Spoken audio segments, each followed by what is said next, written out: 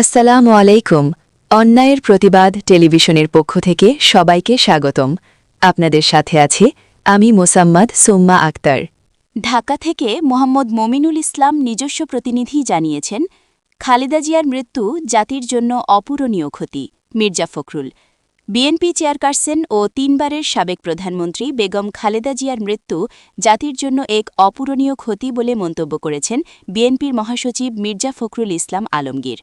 মঙ্গলবার সকাল ৯টায় ঢাকার এভারকেয়ার হাসপাতালে আয়োজিত এক সংবাদ সম্মেলনে আবেগময় কণ্ঠে তিনি বলেন, গণতন্ত্রের মা, আমাদের জাতীয় অভিভাবক ভোর ৬টায় আমাদের ছেড়ে চলে গেছেন। এই শোক ভাষায় প্রকাশ করার মতো নয়। আমরা ভেবেছিলাম আগের মতো এবারও তিনি সুস্থ হয়ে আমাদের মাঝে ফিরে আসবেন, কিন্তু তার হল না। তার শূন্যতা এ জাতি কখনোই পূরণ করতে পারবে না। মির্জা ফখরুল আরও বলেন, বেগম খালেদা জিয়া সারা জীবন জনগণ ও জনকল্যাণের জন্য নিজেকে উৎসর্গ করেছেন। তার মৃত্যুতে দেশে একটি বড় রাজনৈতিক শূন্যতা তৈরি হয়েছে। তিনি জানান, প্রধান উপদেষ্টা ইতিমধ্যে ফোন করেছেন এবং সকাল 10টায় উপদেষ্টা পরিষদের বৈঠক অনুষ্ঠিত হবে। সেখানে রাষ্ট্রীয় মর্যাদা, দাফনসহ বিভিন্ন বিষয় নিয়ে আলোচনা করা হবে। এছাড়া সরকারের কর্মসূচির সঙ্গে সমন্বয় করা হবে। একই সঙ্গে বিএনপির স্ট্যান্ডিং কমিটির একটি বৈঠকও অনুষ্ঠিত হবে। ৮০ বছর বয়সী বেগম খালেদা জিয়া মঙ্গলবার ভোর ৬টার দিকে রাজধানীর এভারকেয়ার হাসপাতালে চিকিৎসাধীন অবস্থায় ইন্তেকাল করেন। ইন্না লিল্লাহি ওয়া ইন্না ইলাইহি রাজিউন। মৃত্যুকালে তিনি ফুসফুসের সংক্রমণজনিত শ্বাসকষ্ট, নিউমোনিয়া এবং কিডনি, লিভার, আর্থ্রাইটিস ও ডায়াবেটিস সহ বিভিন্ন পুরনো জটিলতায় ভুগছিলেন। পরিস্থিতি গুরুতর হওয়ায় তাকে নিবিড় পরিচর্যা কেন্দ্রে অর্থাৎ আইসিইউতে রাখা হয়েছিল, তবে শেষ পর্যন্ত তাকে বাঁচানো সম্ভব হয়নি। বেগম খালেদা জিয়া ছিলেন বাংলাদেশের প্রথম নারী প্রধানমন্ত্রী এবং মুসলিম বিশ্বের দ্বিতীয় নির্বাচিত নারী প্রধানমন্ত্রী। তিনি ৩ বারের প্রধানমন্ত্রী হিসেবে দায়িত্ব পালন করেছেন এবং বাংলাদেশ জাতীয়তাবাদী দল অর্থাৎ বিএনপি এর চেয়ারপারসন ও দলনেত্রী হিসেবে দীর্ঘদিন দেশের রাজনীতিতে গুরুত্বপূর্ণ ভূমিকা রেখেছেন। খালেদা জিয়ার মৃত্যুতে রাজধানীর এভারকেয়ার হাসপাতালের সামনে হাজারো মানুষ সমাবেত হয়েছেন। বিএনপির নেতাকর্মী, সমর্থক এবং সাধারণ মানুষ শোক প্রকাশ করেছেন। হাসপাতালের ফটকের সামনে দাঁড়িয়ে থাকা মানুষের চোখ মুখে ছিল গভীর শোকের ছায়া। কেউ চুপচাপ দাঁড়িয়ে, কেউ চোখ মুছছিলেন, কেউ ২ হাত তুলে দোয়া করছিলেন। সকাল থেকে রাজধানীর বিভিন্ন এলাকা থেকে নেতাকর্মী হাসপাতালে আসতে থাকেন। এই দিন হাসপাতালের সামনে দলীয় স্লোগান নয়, শোকই ছিল প্রধান ভাষা। অনেক নেতাকর্মীকে একে অপরকে জড়িয়ে ধরে কাঁদতে দেখা যায়। সাধারণ মানুষও শোক প্রকাশ করেছেন। এক তরুণ বলেন, আমরা যাকে টিভি ও পত্রিকায় দেখেছি তিনি আর নেই, এটা নিজের চোখে না দেখলে বিশ্বাস হচ্ছিল না। বেলা বাড়ার সঙ্গে সঙ্গে হাসপাতাল চত্বর ও সংলগ্ন সড়কে মানুষের চাপ বেড়ে যায়। আইনশৃঙ্খলা রক্ষাকারী বাহিনী সতর্ক অবস্থানে থাকে। ভিড়ের ভেতরে অনেক কর্মী স্মৃতিচারণা করছিলেন। কেউ আন্দোলনের দিনগুলো, কেউ কারাবন্দী অবস্থায় খালেদা জিয়ার দৃঢ় অবস্থানের কথা মনে করছিলেন।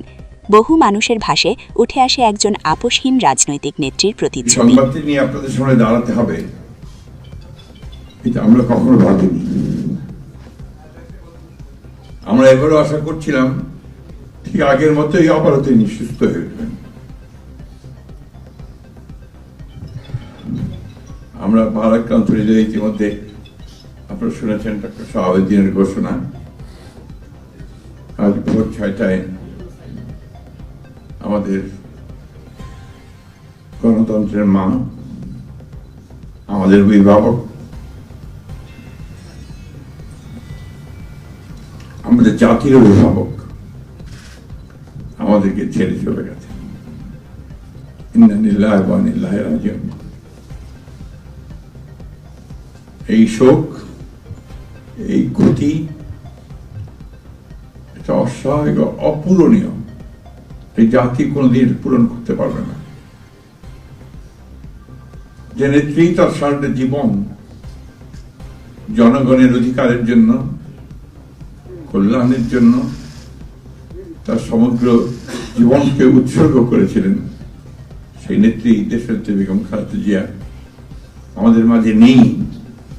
এটা আমরা যারা তার সহকর্মী এবং রাজনৈতিক কর্মী আমরা এটা ভাবতে পারি না।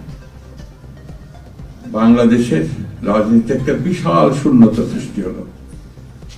তাই নয়, গণতান্ত্রিক পৃথিবীর গণতান্ত্রিক আন্দোলনে একটা বিশাল শূন্যতা সৃষ্টি হলো। আমরা দলের পক্ষ থেকে আমাদের ভারপ্রাপ্ত চেয়ারম্যানের অনুমতিক্রমে আমরা দলের কিছু কর্মসূচি নিয়েছি। সেই কর্মসূচিগুলো আমাদের দলের সিনিয়র যুগ্ম মহাসচিব জনাব রুহুল কবির রিজভী সাহেব আপনাদের সামনে তুলে ধরবেন। সরকারের প্রধান, এই কেয়ারটেকার গভর্নমেন্টের প্রধান প্রফেসর ডক্টর মোহাম্মদ ইউনূস আমাদেরকে ফোন করেছিলেন সাথে সাথে, এবং ইতিমধ্যেই তারা সিদ্ধান্ত নিয়েছেন যে 10টার মধ্যেই তারা স্পেশাল ক্যাবিনেট মিটিং করবেন। সেই ক্যাবিনেট মিটিংয়ে তারা দেশনেত্রী বেগম খালেদা জিয়ার যে শেষ কাজগুলো তা জানা যায়, তার দফন, তাকে রাষ্ট্রীয় মর্যাদায় দফন করা, তাকে রাষ্ট্রীয় মর্যাদা দেওয়া, এই বিষয়গুলি নিয়ে তারা সকাল 10টার সময় একটু সভা করবেন। এরপরে আমরা পুরো জিনিসটাকে কোঅর্ডিনেট করে আবার সেটা আপনাদের সামনে জানাবো। আমি এখন অনুরোধ করব আমাদের দলের সিনিয়র যুগ্ম মহাসচিব জনাব রুহুল কবির রিজভী, তিনি আপনাদের সামনে দলের কর্মসূচিটা জানাবেন। এটা হচ্ছে আপাতত এখনই নেওয়া কর্মসূচি। এরপরে আমাদের একটা স্ট্যান্ডিং কমিটি মিটিং হবে 12:30টার দিকে। সেই মিটিংয়ে আমরা আরো বিস্তারিত কর্মসূচি গ্রহণ করব, আর সরকার যে সমস্ত কর্মসূচিগুলো তার সঙ্গে কোঅর্ডিনেট আমরা করব, এবং সে বিষয়গুলো আপনাদেরকে পরে জানাবো। ধন্যবাদ। আসসালামু আলাইকুম।